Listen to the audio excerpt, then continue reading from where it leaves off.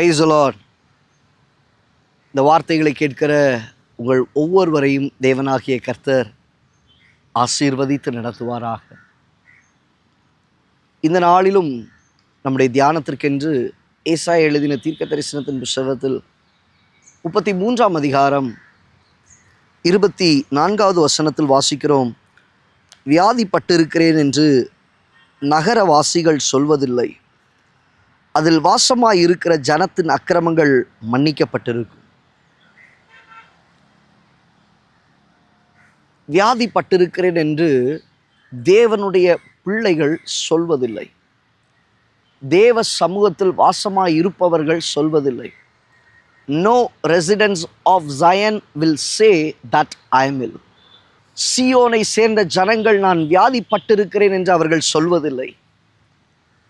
எனக்கு அன்பான தேவ பிள்ளையே, தேவனுக்குள்ளாய் இருக்கிற உங்கள் வாழ்க்கை, உங்களுக்குள் இருக்கிறதான வேதனைகள், காயங்கள், ஆறாத புண்கள், இவைகளை ஆற்றும்படி கர்த்தர் உங்களுக்கு உதவி செய்வார். சீயோனை சேர்ந்தவர்கள் சொல்லுகிற வார்த்தை என்ன தெரியுமா? I am not ill. நான் வியாதிப்பட்டிருக்கிறேன் என்று சொல்லுவதில்லை. காரணம், எனக்கு ஒரு பரம வைத்தியர் உண்டு, என்னை காயம் கட்டுகிறவர் ஒருவர் உண்டு, என்னை சுகமாக்குகிறவர் ஒருவர் உண்டு. அவர் என் காயங்களை கட்டுவார், அவர் என்னை சுகப்படுத்துவார்.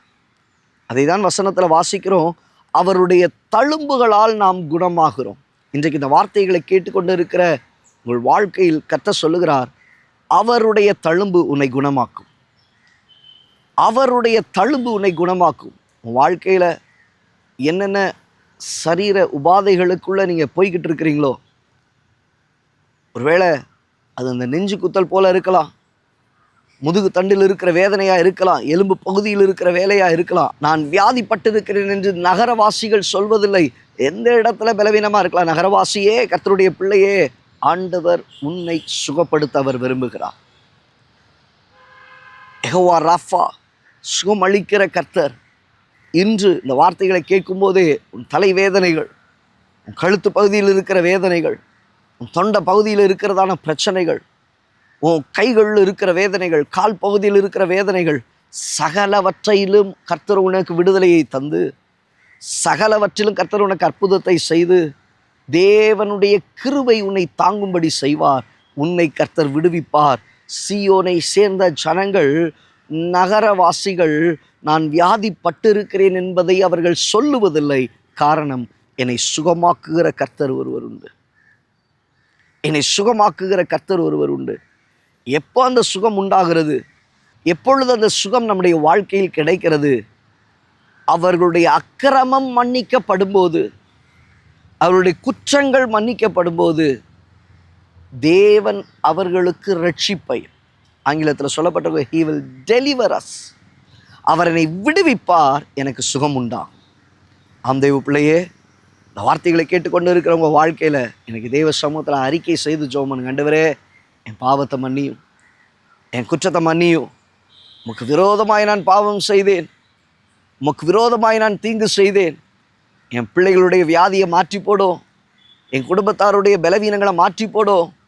ஆண்டவரே, சீயோனை சேர்ந்த நகரவாசிகள் நாங்கள் வியாதிப்பட்டிருக்கிறோம் என்பதை நாங்கள் சொல்லாதபடிக்கு தேவன் எங்களை சுகப்படுத்தினார் என்கிற வார்த்தைகள் புறப்படும்படியாக எங்களை மன்னிப்பீராக, தம்முடைய ஜனத்தை மன்னிப்பீரா. தேவ சமூகத்தில் அழுது புலம்புங்க. தேவன் இந்த நாளில் உங்களை விடுதலையாக்க, ரட்சிக்க, குணப்படுத்த, சுகப்படுத்த அவர் போதுமானவராயிருக்கிறார். உங்களுக்கு சுகத்தை கர்த்தர் தருவார், உங்களை கர்த்தர் குணப்படுத்துவார், உங்களுக்கான ஆரோக்கியத்தை கர்த்தர் வர பண்ணுவார். சீயோனை சேர்ந்த தேவனுடைய ஜனங்கள், நகரவாசிகள், நான் வியாதிப்பட்டிருக்கிறேன் என்பதை ஒரு நாளும் சொல்லுவதில்லை. காரணம், தேவன் அவர்களை சுகப்படுத்தினார், தேவன் அவர்களை ஆரோக்கியப்படுத்தினார், தேவன் அவர்களை விடுவித்தார். கண்களை மூடி ஜெபிக்கலாமா? இந்த வார்த்தைகளை கேட்ட நம்முடைய பிள்ளைகளுடைய வாழ்க்கையில் இன்று அவருடைய வாழ்க்கையில் காணப்படுகிற வியாதி, பலவீனம், சரீரத்தில் காணப்படுகிற உபாதைகள், இவைகள் யாவும் மன்னிக்கப்பட ஜெபிக்கிறேன். அவைகளிலே சுகமுண்டாக ஜெபிக்கிறேன். அவருடைய பாவங்கள் குற்றங்கள் நீங்கி அவர்கள் அதில் விடுதலையாக்கப்பட பரிசுத்தமாக்கப்பட சரீரத்தில் காணப்படுகிற உபாதைகள் நீங்கி போக நாங்கள் ஜெபிக்கிறோம் இயேசுவின் நாமத்தில் பிதாவே. ஆம் தேவ பிள்ளையே, இந்த வார்த்தையை கேட்ட உங்கள் வாழ்க்கையில் கர்த்தர் ஒரு விடுதலையை தருவாராக. உன் பாவம் மன்னிக்கப்படும். பாவம் மன்னிக்கப்படுமானால் உன் வியாதி நீங்கும். நீ வியாதிப்பட்டிருக்கிறேன் என்பதை ஒரு நாளும் சொல்லாதபடிக்கு கர்த்தர் உங்களை தூக்கி நிறுத்துவார். God bless you. God bless you.